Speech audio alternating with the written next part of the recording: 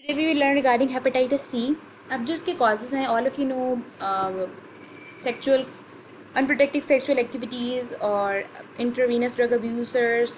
It can be needle stick injuries, or if some person have surgeries in like last 6 months. तो ये जो causes हैं ना, they share somewhat with the causes of hepatitis B. अब जो difference है वो है perinatal cause का. जो perinatal होता है that is from mother to baby, वो हेपेटाइटिस बी का मेजर कॉज है, ठीक है। लेकिन हेपेटाइटिस सी के अंदर जो है वो माइनर रोल प्ले करते हैं, ठीक है। अब आपसे भी पूछता है कि हेपेटाइटिस सी की वैक्सीन क्यों नहीं है। तो वैक्सीन इसलिए नहीं है क्योंकि इसका जीनोम जो है वो अनस्टेबल है, ठीक है। और वो हमारे पास बहुत सारी न्यू स्पीशीज़ बना देता है जिसे हम कहते हैं कोएजी स्पीशीज़। इसकी वजह से हम इसकी वैक्सीन नहीं बना सकते because we have so many species of hepatitis C. Treatment आपको पता है इंटरफेरॉन और राइबाविरिन होता है। अब हम इसकी सीरोलॉजी के बारे में बात करेंगे। सीरोलॉजी में ये है कि देखो, जैसे ही सिम्टम्स अपीयर होना शुरू हुए, यहाँ से सिम्टम्स अपीयर हो रहे हैं और यहाँ पे ख़त्म हो रहे हैं, ठीक है। यहाँ से अपीयर होना शुरू हुए, साथ ही हमारे पास सीरम ट्रांसअमाइनेज का लेवल बढ़ना शुरू हो गया। जैसे सीरम ट्रांसअमाइनेज का लेवल बढ़ा, हमारे पास हेपेटाइटिस सी वायरस आरएनए जो है वो भी डिटेक्ट होना शुरू हो गया। सिम्टम्स अपीयर हुए, सीरम ट्रांसअमाइनेज बढ़ना शुरू हो गया, साथ ही हमारे पास आरएनए अपीयर होना शुरू हो गया। जब हमारे पास आरएनए डिटेक्ट होता है उसके 3 वीक्स लेटर, ये जो दोनों चीज़ें ये हो रही हैं 1 to 3 वीक्स में, ओके। 3 to 6 वीक में जो है वो हमारे पास एंटीबॉडीज़ भी अपीयर होना शुरू हो जाती हैं, ठीक है।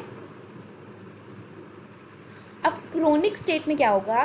क्रोनिक स्टेट है मतलब डिजीज़ प्रोलॉन्ग हो गया तो वायरस तो रहेगा।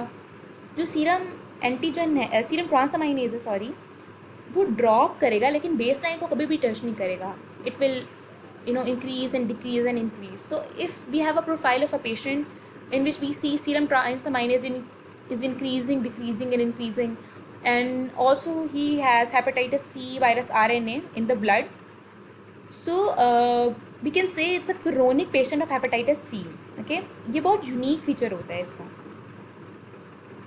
और एक और बात, हेपेटाइटिस सी में जो है ना वो IgG लाइफ टाइम प्रोसेस नहीं करती, इस वजह से हेपेटाइटिस सी जो है वो पेशेंट्स में दोबारा एक्टिवेट हो जाता है। और मोस्टली ऐसा होता है कि हेपेटाइटिस सी के जो पेशेंट्स होते हैं वो दोबारा एक्टिवेट होकर आ जाते हैं if they become immuno compromised in their life और समथिंग लाइक दैट, तो वो दोबारा एक्टिवेट हो जाते हैं। लेकिन जो हेपेटाइटिस बी होता है उसमें IgM एंटीबॉडीज़ होती हैं तो वो लाइफ लॉन्ग इम्यूनिटी जो है वो हो जाती है उसमें। अब हेपेटाइटिस डी है। हेपेटाइटिस डी का इन्फेक्शन हमेशा हेपेटाइटिस बी के साथ होगा क्योंकि उस हेपेटाइटिस डी बी को जो है हेपेटाइटिस डी का सरफेस एंटीजन चाहिए होता है फॉर देयर वायरॉन्स, ओके। अब इसमें 2 सिनेरियोज हो सकते हैं, या तो को इन्फेक्शन हो जाएगी या सुपर इन्फेक्शन हो जाएगी। को इन्फेक्शन का मतलब होता है कि हेपेटाइटिस बी और डी वायरसेस जो हैं वो दोनों इन्फेक्शन पेशेंट्स को एट अ टाइम हो जाएंगे और ये अक्यूट होगा इन्फेक्शन और ट्रीटेबल होगा। सुपर इन्फेक्शन में होता है कि एक पेशेंट को हेपेटाइटिस बी था, उसके ऊपर उसको सुपर एडेड इन्फेक्शन हो गया हेपेटाइटिस डी से, ठीक है। इसके 2 फेजेस होते हैं। सुपर इन्फेक्शन में सबसे पहले हेपेटाइटिस जो डी होगा ना उसका लेवल राइज करेगा, मतलब हेपेटाइटिस डी जो वायरस है उसका आरएनए का लेवल राइज करेगा। उसके बाद जो सुपर इन्फेक्शन होगी उसमें होंगे 2 फेजेस। फर्स्ट फेज में हेपेटाइटिस डी जो है वो रेप्लिकेट करेगा उसका वायरस, और सेकेंड फेज में हेपेटाइटिस डी का वायरस जो होगा वो उसकी रेप्लिकेशन कम हो जाएगी और हेपेटाइटिस बी का वायरस जो है वो रेप्लिकेट करना शुरू हो जाएगा। अब इसे हम डिटेक्ट कैसे करेंगे? डिटेक्ट हम ऐसे करेंगे, या तो हम हेपेटाइटिस डी वायरस का आरएनए देख लें और एंटीबॉडीज़ देख लें अगेंस्ट दैट। अब को इन्फेक्शन में क्या होता है कि चूँकि हेपेटाइटिस बी और डी दोनों हो रहे होते हैं तो दोनों की अक्यूट एंटीबॉडीज़ यानी IgM जो है वो अपीयर होना शुरू हो जाती है। सुपर इन्फेक्शन जो होता है उसमें सबसे पहले बी होता है तो उसमें सबसे पहले बी का सरफेस एंटीजन और IgM अपीयर होना शुरू हो जाएंगे। उसके बाद सुपर एडिडली इन्फेक्शन डी से होता है तो उसमें डी की जो है ना वो IgGs अपीयर होना शुरू हो जाएंगी। फिर हेपेटाइटिस ई है। हेपेटाइटिस ई फीको और रूट से होता है। अब इसका जो यूनिक बात है वो ये है कि ये हाईएस्ट मोर्टेलिटी करता है प्रेगनेंसी में। अगर आप वार्ड्स में जा रहे हो तो आप देखोगे जाके मेडिसिन के वार्ड में हर दूसरी जो फीमेल होती है, if she is pregnant she came with hepatitis E virus, और बहुत मुश्किल होता है कि सरवाइव कर जाए। मोर्टेलिटी रेट बहुत ज़्यादा होता है इनका। हेपेटाइटिस ई वायरस आरएनए और आईजीएम एंटीबॉडीज़ हेपेटाइटिस ई के अगेंस्ट जो हैं वो हम डिटेक्ट करते हैं, और लेटेस्ट स्टेज में जो है जाहिर सी बात है कि क्रोनिसिटी में आईजीजी डिटेक्ट करते हैं। अब हम इसकी करेंगे मॉर्फोलॉजीज़। अब मॉर्फोलॉजीज़ तो सारे हेपेटाइटिस की होती है, वो सेम होती है, लेकिन हेपेटाइटिस बी और सी के एक दो यूनिक फीचर्स हैं जो थोड़े से डिफरेंट होते हैं। तो आपको किसी भी हेपेटाइटिस की अगर मॉर्फोलॉजी आ जाती है तो आपने एक ही मतलब एक ही मॉर्फोलॉजी लिखनी है, except 1-2 features which I will tell, क्योंकि वो डिफरेंट हैं। अच्छा, अब मॉर्फोलॉजी से पहले फेट कर लो। फेट में क्या होता है कि आपका हेपेटाइटिस 5 किस्म के सिनेरियोज बन सकते हैं। या तो सब क्लिनिकल केस होगा कि सिम्टम्स जो हैं वो अपीयर नहीं हो रहे, एसिम्प्टोमेटिक है, ठीक है। एसिम्प्टोमेटिक मोस्टली हेपेटाइटिस ए और बी होते हैं। फिर उसके बाद अक्यूट होते हैं। अक्यूट में क्या होता है कि इंक्यूबेशन पीरियड होगा, सिम्टोमेटिक पीरियड होगा, रिकवरी पीरियड होगा, ठीक है।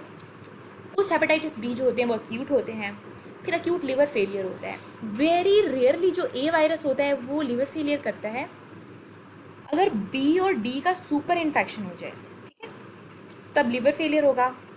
और हेपेटाइटिस ई सिर्फ प्रेगनेंसी में लिवर फेलियर करता है। क्रोनिक कौन से होते हैं? हेपेटाइटिस के सी के पेशेंट जो होते हैं ना वो क्रोनिक सिटी में चले जाते हैं। फिर होती है कैरियर स्टेट। कैरियर स्टेट में होता है कि एक पेशेंट को हुआ, he or she became healthy and now they are carrying the hepatitis virus so that जो है वो इन्फेक्शस होते हैं दूसरे लोगों के लिए, ठीक है। अब मॉर्फोलॉजी कर लेते हैं। मॉर्फोलॉजी में अक्यूट में क्या होगा कि लिम्फोप्लास्टिक इन्फिल्ट्रेट होगा।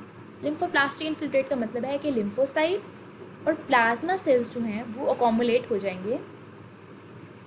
उसके बाद स्पॉटी नेक्रोसिस होगा। स्पॉटी नेक्रोसिस का मतलब होता है कि अगर आपके पास एक लॉब्यूल है, ठीक है, यहाँ पे देखो, ये अक्यूट है, ठीक है। अब देखो जो स्पॉटी नेक्रोसिस है उसका मतलब है कभी यहाँ पे नेक्रोसिस हो गया, कभी यहाँ पे हो गया, कभी यहाँ पे, कभी यहाँ पे। ये नहीं होगा कि पूरा लॉब्यूल जो है वो नेक्रोज हो जाएगा, स्पॉट्स में होगा, ठीक है। इसलिए हम इसको कहते हैं स्पॉटी नेक्रोसिस, और उसका दूसरा नाम है लॉब्यूलर हेपेटाइटिस। फिर नेक्रोसिस होगा, तो आपको पता है नेक्रोसिस में ये होता है कि एक जो सेल होता है वो स्वेलअप हो जाता है, उसके बाद बर्स्ट कर जाता है, उसके जो भी कंटेंट होता है वो बाहर आ जाता है। बेसिक कॉन्सेप्ट वो आपने लिखना है। फिर एपोप्टोसिस, कुछ सेल नेक्रोज हो जाएंगे, कुछ एपोप्टोस्ड हो जाएंगे। एपोप्टोसिस में ये होता है कि वो श्रिंक कर जाता है, डेंसली यूसिनोफिलिक हो जाता है, और उसके बाद जो है वो स्कैवेंजर सेल्स आते हैं और उसको इनगल्फ कर लेते हैं। यहाँ पे देखो एपोप्टोसिस हो रहा है, बेलोनिक डीजनरेशन मीन्स नेक्रोसिस हो रहा है, मतलब ये दे आर स्वेलिंग अप, ठीक है। उसके बाद क्या होता है कि confluent necrosis around central vein. ये जो सेंट्रल वेन है ना, इसके अराउंड जो है वो नेक्रोसिस होना शुरू हो जाएगा। सबसे पहले क्या होगा? लिम्फोप्लास्टिक इन्फिल्ट्रेट होगा, यानी इन्फ्लामेशन होगी। सबसे पहले इन्फ्लेमेशन, फिर उसके बाद नेक्रोसिस, एपेप्टोसिस, फिर उसके बाद यहाँ पे जो हेपेटोसाइट्स हैं वेन के पास, उनका नेक्रोसिस होना शुरू हो जाएगा। एंड पे जो है वो सेंट्रल पोर्टल ब्रिजिंग नेक्रोसिस होना शुरू हो जाएगा। पहले तो स्पॉट नहीं हो रहा था, नहीं यहाँ हो गया, यहाँ हो गया, यहाँ हो गया। अब क्या होगा कि ये पोर्टल ट्रैक है और ये सेंट्रल वेन है, इधर ये ब्रिजिंग है, ये ब्रिज है, ठीक है, इस एरिया को ब्रिज कहते हैं, ठीक है। अब ये सारा नेक्रोज हो जाएगा, तो इसे हम कहते हैं portal central necrosis, bridging necrosis, ठीक है। ये देखो अक्यूट स्टेट है, ये एपोप्टोटिक सेल्स हैं, ये वाले देखो, they are really densely eosinophilic. मतलब बाकी जो सेल्स आप देखो ये दे आर लाइट पिंक, ठीक है, ये बहुत डार्क हैं, ये एपोप्टोटिक सेल्स हैं। अब क्रोनिक में आ जाओ। क्रोनिक में क्या होगा कि मोनोन्यूक्लियर इन्फिल्ट्रेट होगा, ठीक है, यानी इन्फ्लेमेशन होगी। फिर इंटरफेस हेपेटाइटिस होगा, उसमें था स्पॉटी हेपेटाइटिस या लॉबुलर हेपेटाइटिस। इसके अंदर है इंटरफेस। इंटरफेस हेपेटाइटिस का क्या मतलब होता है? ये देखो, ये पोर्टल ट्रैक है, इसके साथ जो हिपेटोसाइट्स होंगे उनके अंदर हेपेटाइटिस होना शुरू हो जाएगा, ठीक है।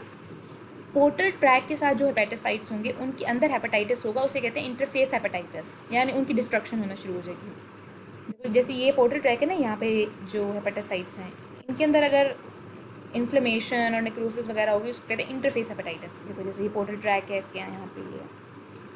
फिर हमारे पास स्कारिंग होगी, यानी पोर्टल ट्रैक फिब्रोसिस हो जाएगा और fibrous septa extend between portal track. ये देखो, पहले इन्फ्लेमेशन होगी, इंटरफेस हेपेटाइटिस, फिर उसके बाद ये जो वेन है और ये पोर्टल ट्रैक है, अब इसमें क्या होगा, ये जितने भी हेपेटोसाइट यहाँ पे थे ये नेक्रोज हो गए और यहाँ पे फाइब्रोसिस होगी इन दोनों के दरमियान, ठीक है, पोर्टल ट्रैक, और बेसिकली यहाँ पे हेपेटोसाइट्स होने चाहिए थे ना, लेकिन अब यहाँ पे क्या हुआ कि फिब्रोसिस हो गई।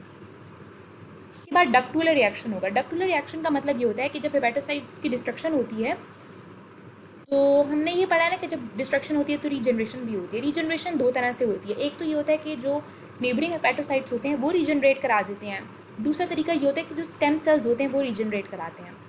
अब स्टेम सेल्स जब रीजनरेट कराते हैं तो वो ट्यूब लाइक स्ट्रक्चर्स बनाते हैं, उस they are like duck like structures, इस वजह से उसको डक्टुलर रिएक्शन कहती हैं। देखो ये स्टेम सेल्स जो होते हैं ना, ये डक लाइक स्ट्रक्चर्स बना देते हैं, ठीक है, फिर इससे हेपेटोसाइट रीजनरेट होते हैं, इसलिए इसको डक्टुलर रिएक्शन कह देते हैं।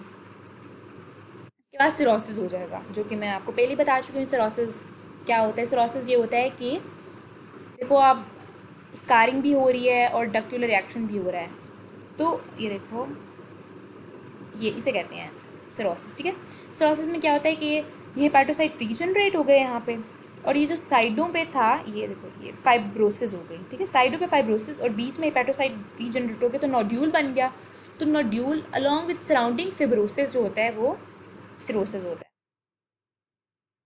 उसके बाद हेपेटाइटिस बी है, उसमें ग्राउंड ग्लास अपीयरेंस होगी। ग्राउंड ग्लास अपीयरेंस का मतलब ये होता है कि ये देखो ये हेपेटाइट एक ये सेल है, फाइनली इओसिनोफिलिक ग्रेन्यूल्स होते हैं इसमें, देखो बहुत फाइन ग्रेन्यूल्स, अगर गौर से देखो, ठीक है, इट्स अ डल साइटोप्लाज्म और फाइन ग्रेन्यूल्स होते हैं, जो कि हेपेटाइटिस बी सरफेस एंटीजन होता है और एंडोप्लाज्मिक रेटिकुलम में अकोमुलेट हो जाता है। हेपेटाइटिस सी में फैट अकोमुलेशन हो जाती है, ठीक है। ये ग्राउंड ग्लास अपीयरेंस है। और ये देखो यही है, ये देखो ये पोर्टल ट्रैक था बेसिकली, तो ये पोर्टल ट्रैक में इन्फ्लेमेशन होगी। अक्यूट में हम कभी भी इन्फ्लेमेशन पोर्टल ट्रैक में नहीं होगी, सिर्फ क्रोनिक में इन्फ्लेमेशन पोर्टल ट्रैक में होगी। जब ये इन्फ्लेमेशन पोर्टल ट्रैक में हो गई तो इसने साथ वाले हेपेटोसाइट्स को भी इन्फेक्ट करना शुरू हो गया, तो इंटरफेस हेपेटाइटिस हो गया। अब यहाँ पे देखो सबसे पहले क्या हुआ, ये पोर्टल ट्रैक है, ठीक है, यहाँ पे इन्फ्लेमेशन हुई, ठीक है। अब ये जो इन्फ्लेमेशन थी इसने इस साइड पे देखो ये इंटरफेस हेपेटाइटिस करा दिया। अब ये एक पोर्टल ट्रैक था, ये एक पोर्टल ट्रैक था, उन्होंने क्या किया आपस में, यहाँ पे सारे हेपेटोसाइट्स ख़त्म हो गए तो उन्होंने फाइब्रोसिस यहाँ पे हो गया, यानी ब्रिजिंग हो गई, ठीक है। अभी देखो ये पोर्टल ट्रैक, इस पोर्टल ट्रैक से फिर अगला वाला अगले के साथ, अगला वाला अगले के साथ, तो ये एक सर्कल बना लेंगे फाइब्रोसिस का, ठीक है।